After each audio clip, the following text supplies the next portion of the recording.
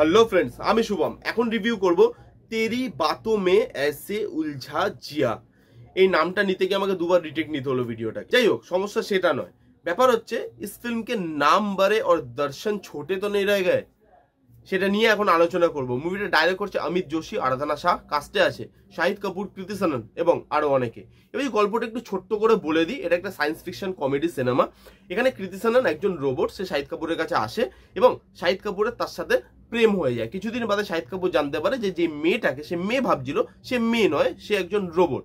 তো এবার আগে এটাই দেখা যায় শাহিদ কাপুর জানার পর তার রিয়াকশন কি হয়, শাহিদ কাপুরের ফ্যামিলির কি রিয়াকশন হয়, এই মানুষ আর রোবটের প্রেম অনস্ক্রিন কিরকম লাগে, আর এই প্রেমটা শেষ অবধি পরিণতি পায় কি পায় না, এই সব কিছু নিয়েই এই সিনেমাটা হতে চলেছে। এই ফিল্মটা আমার ইন্টারেস্টিং লাগছিল ট্রেলার দেখে। ট্রেলার ভালো লেগেছিল, ম্যাডেক ফিল্ম করছে, কমেডি আছে, তো সবকিছু ভালো ভেবেই আমি গেছিলাম। কিন্তু দুঃখের বিষয়, ফিল্ম দেখে বেরিয়ে আমার একটাই জিনিস মনে হলো, নাম বড়ে और दर्शन छोटे रह गए। ফার্স্ট যেটা পজিটিভ দিক সেটা হচ্ছে সাবজেক্টটা খুব ভালো। দেখুন, এআই এখন আমাদের প্রতিনিয়ত জীবনে এআই বা এই সায়েন্স ফিকশন জিনিসগুলো কিন্তু আমাদের ডেইলি লাইফে কাজে লাগে আমাদের, এবং আমরা এখন এআই ডিপেন্ডেন্ট হয়ে যাচ্ছে আস্তে আস্তে। এবং আগামী দিনে এআই যে আমাদের জীবনের একটা বড় অংশ নিয়ে নেবে, সেটাও কিন্তু মিথ্যে কথা নয়।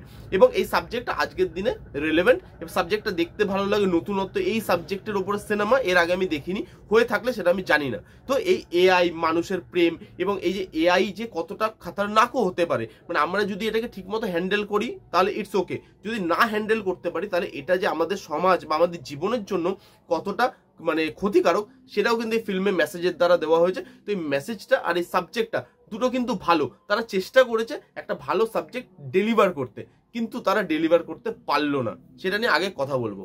নেক্সট পজিটিভ দিক, এবং এই সিনেমার সব থেকে বড় পজিটিভ দিক, এবং এই পজিটিভ দিকটার জন্য এই সিনেমাটা আপনি একবার হলেও দেখতে যেতে পারেন, সেটা হচ্ছে কৃতি সাননের একটা আউটস্ট্যান্ডিং পারফরমেন্স।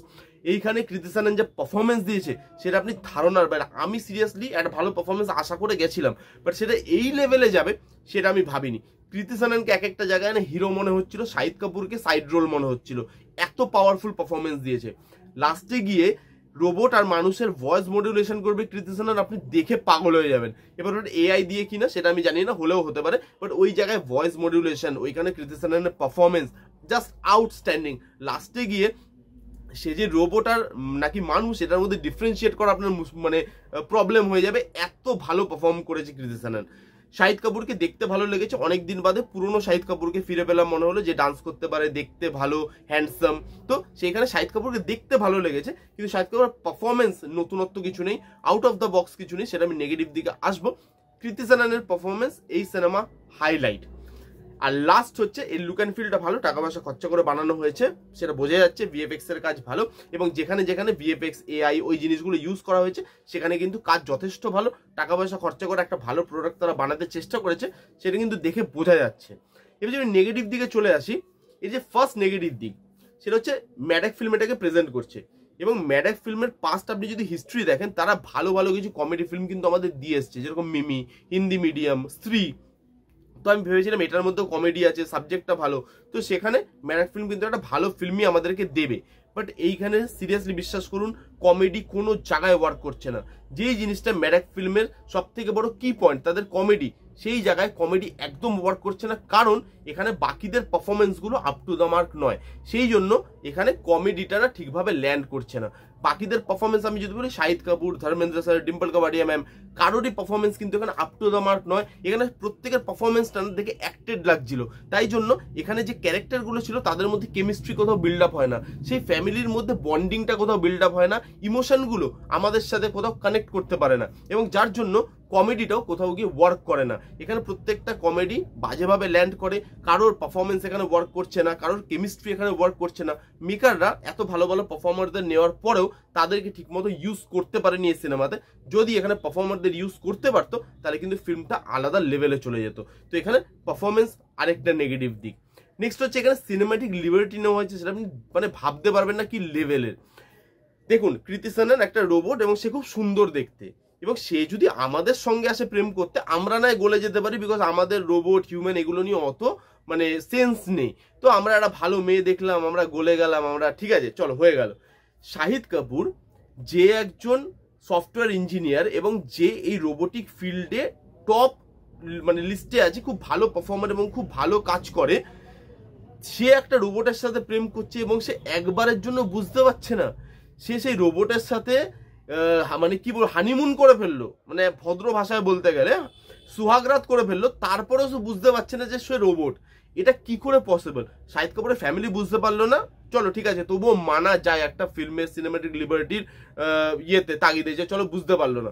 শাহিদ কাপুর মানে সিনেমাতে দেখায় শাহিদ কাপুর বিশাল বড় একটা ইয়েতে কাজ করে এবং সে ভালো, মানে তার খুব ভালো নলেজ আছে এই ফিল্ডে, বাট সে ডিফারেন্সিয়েট করতে পারছে না।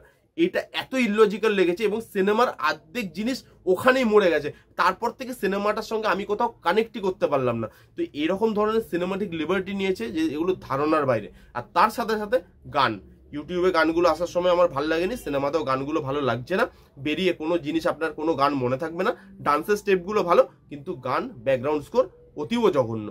এই ছিল পজিটিভ দিক। নেগেটিভ দিক আপনারা যারা যারা দেখেছেন কমেন্ট করে জানান, যারা যারা দেখেননি তারা একবার গিয়ে কৃতি সেনার পারফরমেন্সের জন্য, সাবজেক্টের জন্য একবার গিয়ে এই সিনেমাটা দেখতে পারেন। বাদ বাকি সিনেমাতে দেখার মতো আর কিছু নেই। আর হ্যাঁ, আরেকটা কথা যেটা বলতে ভুলে গেছি, ভাই ট্রেলার এডিট এরকম করে কে করে? যারা যারা ট্রেলার এডিট শিখছেন না তারা এই সিনেমার ট্রেলারটা দেখুন এবং এটা দেখে শিখুন যে ট্রেলার কিভাবে এডিট করতে নেই। এখানে ট্রেলার যেটা দেখিয়েছে পুরো সিনেমাটাই সেটাকে টেনে টেনে বড় করে একটা ফিল্ম বানিয়ে দিয়েছে। আর কিচ্ছু নেই সিনেমাটার মধ্যে। ট্রেলার দেখার পর নতুনত্ব আপনি এই সিনেমাটায় গিয়ে কিচ্ছু পাবেন না। বাকি আপনাদের ব্যাপার, আপনাদের টাইম, আপনারা গিয়ে দেখতেই পারেন। রিভিউটা কেমন লাগলো জানাতে ভুলবেন না। রিভিউটা ভালো লাগলে প্লিজ ভিডিওটা থামস আপ, লাইক করবেন, কমেন্ট করবেন, শেয়ার করবেন, চ্যানেলটাকে আমার সাবস্ক্রাইব করবেন। দেখা হচ্ছে নেক্সট কোন ভিডিওতে। তখন bye bye, take care and be safe.